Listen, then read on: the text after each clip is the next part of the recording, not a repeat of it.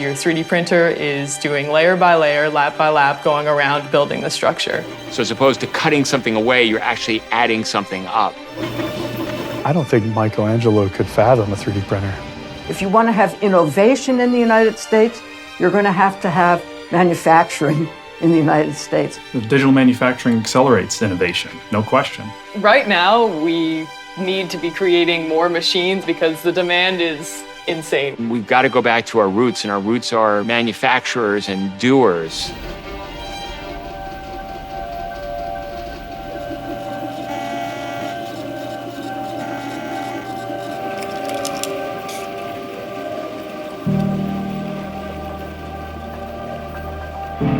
It's a simple, logical process, but it represents a revolution far beyond the wildest dreams of 18th century man.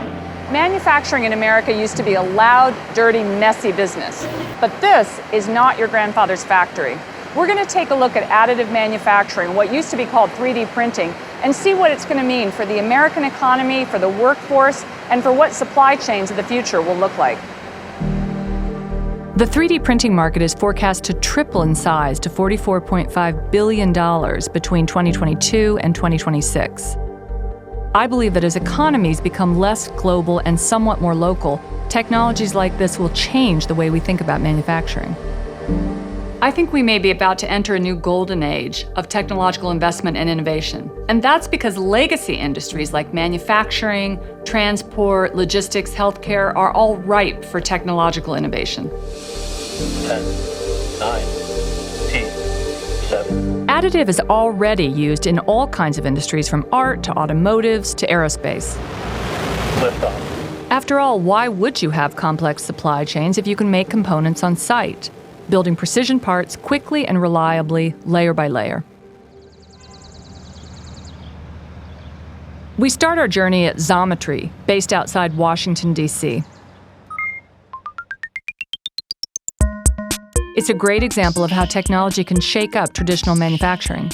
One of the things that always amazes me is how many machines and how few people there are in modern factories. We've got all these 3D printing manufacturers in our marketplace, and they're running 24 hours a day, literally, because these machines are largely automated. Entrepreneur Randy Altschuler saw a chance to use the long tail of the internet to link buyers to all kinds of manufacturers in a way that hadn't been done before. And there's all sorts of opportunities for people to sell their goods via the internet. That wasn't true in manufacturing. Even in boom times, when seemingly manufacturing is exploding, we always have 20% excess capacity right here in the United States. So we can tap into that capacity at any given time. The idea was to use the Xometry platform to optimize access, price, and lead times for customers, while also giving manufacturers an opportunity to fill excess capacity. There were hundreds of thousands of small manufacturers. Here in the United States, there's over 600,000, and 75% of them have less than 20 employees. And these are local mom-and-pop manufacturers that historically have depended completely on their local customers. They have limited sales and marketing budgets. Maybe they have a website, maybe none at all. Xometry is primarily an online manufacturing marketplace, and 3D printing is still only a small part of that marketplace. But they do have their own additive facilities. In this machine, they're making a custom part in polycarbonate for a major automotive company. Over here, a Darth Vader mask. Tell us a little bit about what's happening in one of the machines. In 3D printing, you're actually adding up material to produce something. So the waste is minimal, and it enables you to achieve geometries that aren't possible in traditional manufacturing. And so in this case, you've got a nozzle that's extruding two different kinds of plastic material to produce this part. And so a customer has created a 3D CAD file, basically an electronic schematic of what they want with all the details, and the software is interacting with the machine to give the instructions for the nozzle to extrude the plastic in a way to produce that part. You can't imagine that being cut on a traditional machine. Yeah, very different than the old-fashioned manufacturing you usually think about. There's something else about localized manufacturing and 3D printing in particular. It's nimble. Parts can be made fast, and designs can be changed fast. In fact, the same machine can make all kinds of different parts. So this is what you usually consider as a desktop 3D printer. So this is something that I may have at my own shop at my house, to make some parts. In this case, we're printing PLA, which is a low temperature material, which you really use for rapid prototyping. And on Xometry's platform, this is a low cost, quick way to kind of get your shape. You remember when you went from film camera to digital camera? I can now, at low cost and high speeds, iterate my design before it's the product and work out some kinks very early in that, just like you could with the digital camera, picking the right shot and moving forward. And it allows me to actually not just develop my product faster, but develop it better. I'm curious how being able to do this speeds up the production cycle, and does it allow you to innovate more quickly? Absolutely, and we're seeing that day after day. I've been in this industry for about 15 years. 3D print was just something you did, it was kind of expensive, and now it's part of every single production, every single product being developed. If it's not in the thing, it's probably used somewhere in the making of that thing. So you can increase diversity, more people can do it, cut the supply chain, and sort of move fast, fail quickly, and innovate. Absolutely, yeah. It's an awesome tool. Manufacturing complex parts on demand, on location, cutting out complex international supply chains. So what's the catch? Why hasn't 3D printing gone more mainstream already? Well, the problem is that there are really big challenges. There's the cost of the equipment. There's the challenge of integrating existing manufacturing systems with these new technologies, reliability, and also how do you develop a skilled workforce? In the past, the reality hasn't lived up to the hype. At one point, we all thought we'd be making parts at home, but that hasn't happened. But the 3D printing industry is growing by around 20% year on year, and although it's only a small fraction of overall US manufacturing, I believe that means there's huge opportunity. And there are big rewards, too. COVID and the war in Ukraine underline the need for supply chains that are resilient, not just efficient. While the chip war with China has put the emphasis on supply chain security. 3D printing technology is incredible. It can reduce the parts and lead times by as much as 90%, slash material costs by 90%, and cut energy use in half. That all helps to lower the cost making goods here in America. Everything around us, except the food that we grow and ourselves, is manufactured. Every object that's manufactured has an incredible story. So I like to tell my students to think about the journey of every manufactured object and use that as a vehicle to understand the fundamentals of manufacturing and the implications of manufacturing for our society. I wanted to visit MIT in Boston because that's where the story of additive manufacturing really began. The technology was developed here, nurtured by grants from the Office of Naval Research and the National Science Foundation before being adapted by private industry. It's the kind of triple play between government, academia, and industry that's really held up as a gold standard for public-private partnerships. Manufacturing is not what it used to be in the United States. We've lost millions of jobs and we've lost complete supply chains. If you take apart any advanced tech product and look through the complex manufacturing processes used, from the semiconductors to the surface finish, that shows how process and product innovation go hand in hand. And by doing it primarily offshore, we're not on face making a poor decision, but we're losing the connection between those two. And the more we decouple the process and product innovation, the harder it is for the US as a country or certain companies to stay ahead of the curve. So now we're at a critical moment in time where we need to rebuild advanced supply chains and also project where the United States can truly be strong in inevitably a global manufacturing economy. Professor Hart shows me two of MIT's research printers used to develop new metal 3D printing processes.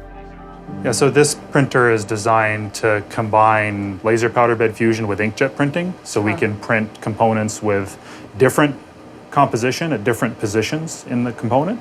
It's funded by the Department of Energy for enabling next generation turbine blades for higher efficiency energy conversion. But this is more of a prototyping scale, because here we're more interested in studying the fundamentals on small pieces of material than making even like finished 3D parts. But this is designed to make a part about this large. You were saying that one of the key things is basically controlling for error, controlling for problems in each aspect of the part.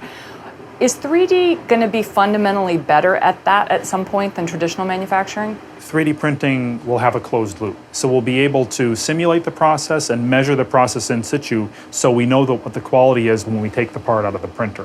And that will let us develop 3D printing processes and different configurations of 3D printers and materials to have different levels of quality for different industries and applications. Professor Hart founded Vulcanforms with one of his MIT students.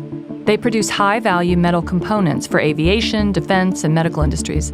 Their machines use lasers to melt and fuse metal powders. Most companies build and sell 3D printers and put risk upon the customer who wants to adopt the technology. That has been successful, but in order to bring additive to true production scale, we felt we need to build not only the technology, but build a vertically integrated manufacturing company. So Vulcanforms is a digital manufacturing company that uses additive and other digital technologies to stitch together a complete value chain. This is one of the, if not the world's most powerful continuous wave laser system. 100,000 watts of power, making industrial components. Here, raw materials are shaped, assembled, finally emerge as finished products. In this space, just like the old Henry Ford River Rouge plant, you have materials going in one direction and finished products going out the other. But in this case, it's taking days, if not hours, to have those products churned out. And that's because materials are being laid down layer by layer with cutting-edge technologies. 85 to 90% of an aviation engine can be made as a single part, whereas before it might have been made up of dozens or even hundreds of different parts. The way that we are setting up our supply chain, you have something that is dramatically more efficient while being more resilient. The key aim here is the ability to produce precision parts reliably at scale, like these processor cooling systems components. You can't imagine carving something like this out of a block of material. It would be an entirely different kind of a process. Martin grew up in Germany's industrial Ruhr Valley, where school trips took in foundries and forges, linking industry with prosperity. But recently, U.S. manufacturing ventures haven't necessarily been seen as a good investment. Setting up Vulcanforms involved many challenges. On the additive side, we felt, that technology is not yet in a place where we can just procure equipment and seamlessly integrate this, right? There we needed to innovate, right? We needed to come up with a different architecture, one that enables us to make components reliably at scale, right? And of course, the challenges that are associated with that are manifold. First of all, find an investor. I literally put 2 out of 5 investors to sleep in the meeting that I was pitching our Series C, right? This is not a joke. One of them wanted to invest, by the way. That's the best part of this. One of the 2 that fell asleep. We didn't take their money.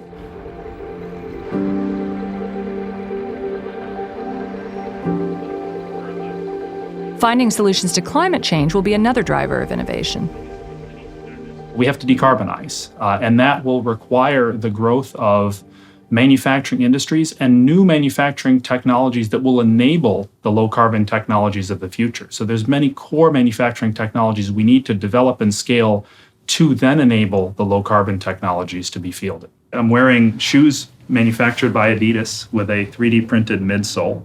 You can see the lattice structure, which is, of course, enabled by 3D printing. This is a 3D printed acetabular cup, which is a component of a hip implant, and it's 3D printed because of this porous structure, 3D porous structure that is clinically proven to enable faster healing because of integration with bone cells. Implants like these are in humans in the multi-million quantities already. Additive will not make everything in the future, won't make close to everything, but it will touch the life cycle of nearly every product that's designed and made. That can be prototyping, tooling, service parts, or volume production of at least some of its components.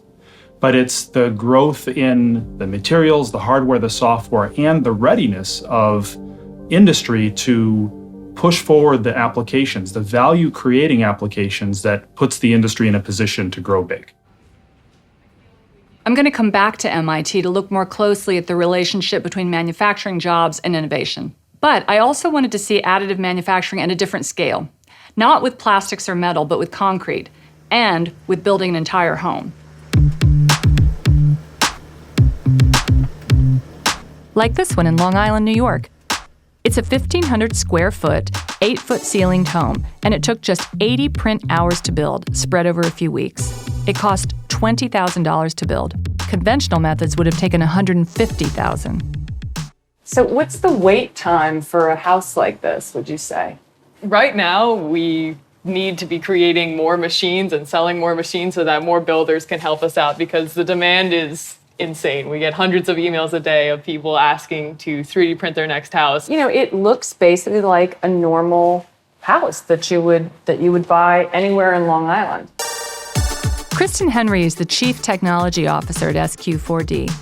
She says their 3D printed homes can help solve 3 issues here on Long Island. First, the lack of affordable housing. Second, the lack of construction workers. And third, supply chain problems. 3D printing we really want to use as a tool in order to help construction workers make their jobs easier, faster, and create a better product.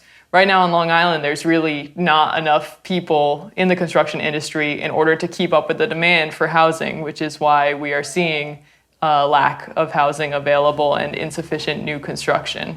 Really, 2 to 4 people are all you need on site in order to 3D print a house. That's compared to traditional construction where at times you can have 20, 30 people on the job site doing various things. We need a person to operate the printer itself and someone to manage the mix. And what's really nice about concrete as well is it's pretty much available anywhere. You can go to your local Home Depot and get cement, sand, and water, and then you're ready to build your house.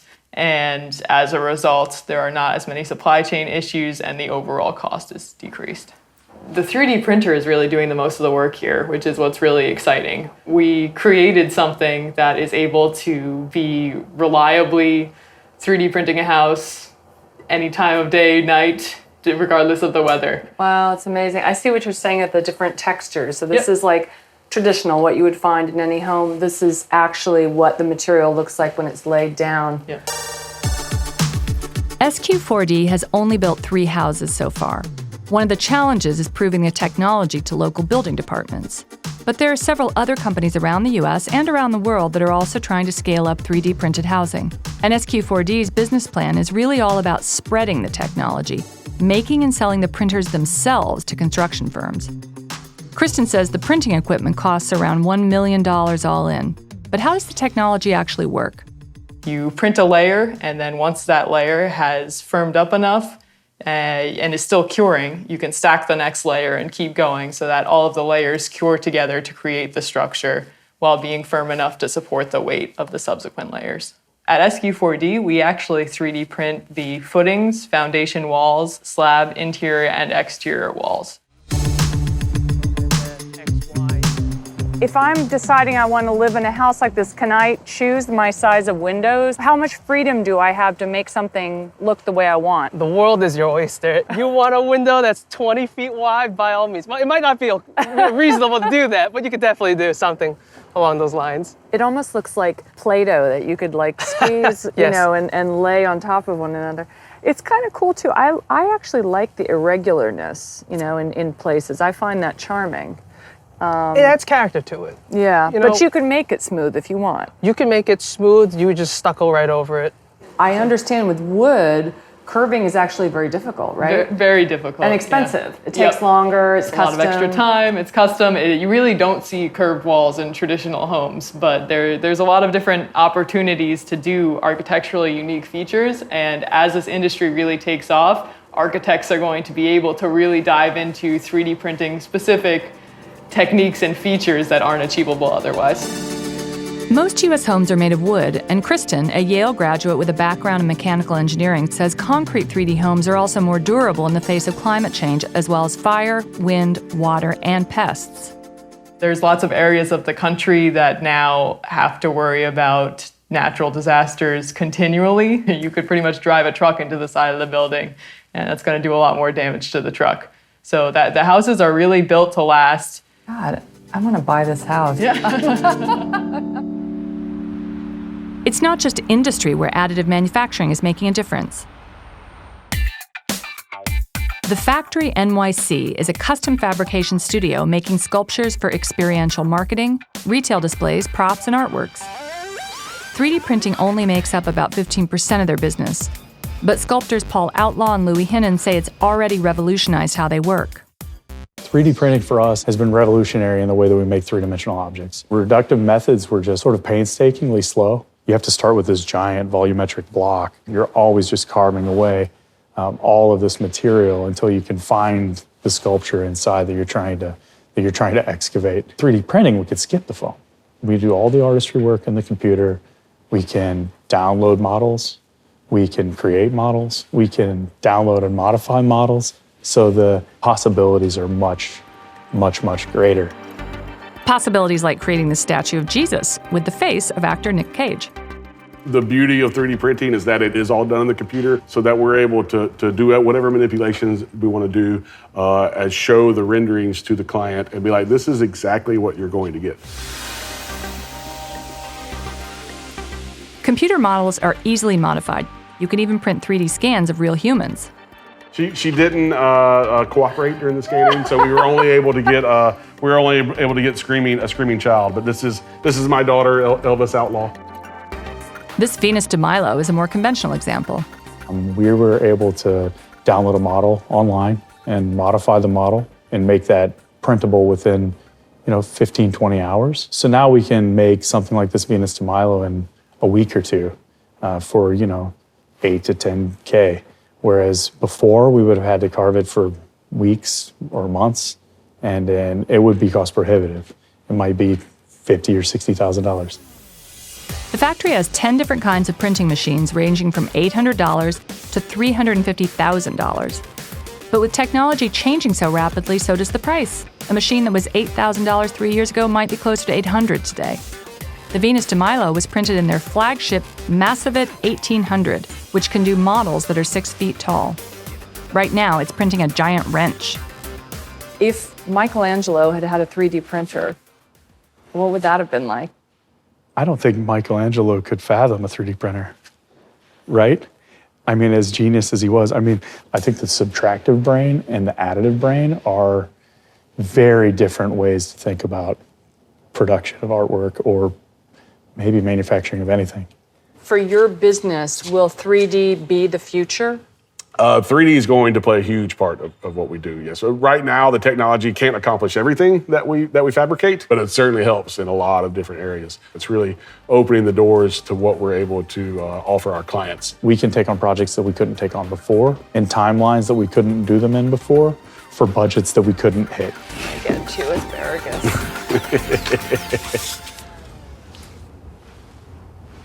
They're perfect for sword fighting. I know, exactly. It's really inspiring to see artists like these find a way to take their passion and turn it into such a burgeoning business. And that brings us back to MIT, because additive manufacturing is wrapped up with innovation, both in terms of art and manufacturing. And manufacturing is about jobs and wages. From my own research in these manufacturing companies in the United States, I would say we're still far, far from the day when either 3D printing or robots are going to be significant factors. In fact, I'm really interested in how we can get more of this new technology into these plants. And because I believe that unless we get new technology into the plants, we're not going to be able to improve the quality of the jobs. Institute professor Suzanne Berger has been researching globalization and manufacturing for many years, visiting plants in the US, Asia, and Europe. She says that as the US lost manufacturing jobs, keeping production costs down was the rational thing to do. But there was a catch. People in the US at least still like making things, and they like making things that involve their hands, their brains. This is really not the problem. The problem has been wages and some reasonable security of employment. I see this as basically a low-tech, low-skill, low-wage trap that American manufacturing has been stuck in for 30 years. And the real question is, what kind of manufacturing are we going to have in the US? Not whether or not we're going to have manufacturing. We will, but what will it be like? I'm certain that in the future there will be more manufacturing in the US than there is now. and we will better understand the importance of manufacturing to our economy and how to trade off the tangible financial costs and the intangible financial costs. And new technology will allow us to manufacture more efficiently and encode and transfer the knowledge that's needed to manufacture. It was in part the pressures of financial markets on manufacturers to get rid of everything that wasn't core. Workers weren't core, factories weren't core. All that could be sent to China. And those companies that got rid of the most workers, that got rid of the most factory space, those were those that did best on Wall Street. And I think today we're looking at a very different picture. We're really seeing that manufacturing, first of all, it's essential for innovation. If you want to have innovation in the United States, you're going to have manufacturing in the United States. Digital manufacturing accelerates innovation, no question. That's a lot of buzzwords, but the ability to move new materials into production faster, the ability to digitally qualify a manufacturing process and perhaps a finished part means that organizations can think of a product development cycle that's much faster and more resource efficient. The introduction of technology, of new technology, could be a breakthrough because it will require new skills and it will actually make the plants more productive, and that will mean that the companies will be able to pay the workers higher wages. Not everything is going to be 3D printed, and not all manufacturing is going to become more local. Even making an iPhone in the U.S. would be difficult. Unlike China, the U.S. won't be putting 300,000 workers on a single production site. But my journey through additive manufacturing has made me feel optimistic, not only about what's happening in the U.S. in manufacturing, but what has the potential to go local in many countries. Knowledge needs to be made by actual direct contact with the makers in our system, and not just spun out of a set of theories about the economy from which we deduce theorems. And with certain technologies, such as additive, you can get unprecedented flexibility.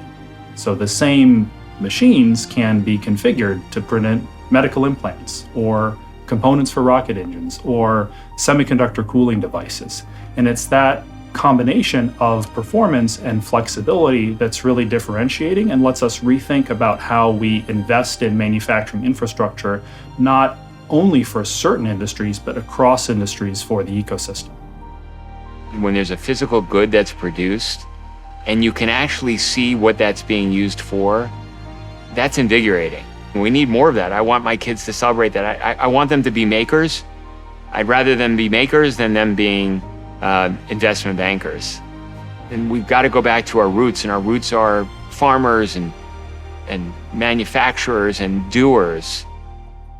We've seen how these high-tech manufacturing techniques can be used at industrial scale to make parts and products that you can no longer get in choke-pointed supply chains, and how they can be used at a smaller scale to make things of great beauty and artistic value more cheaply and accessibly than ever before.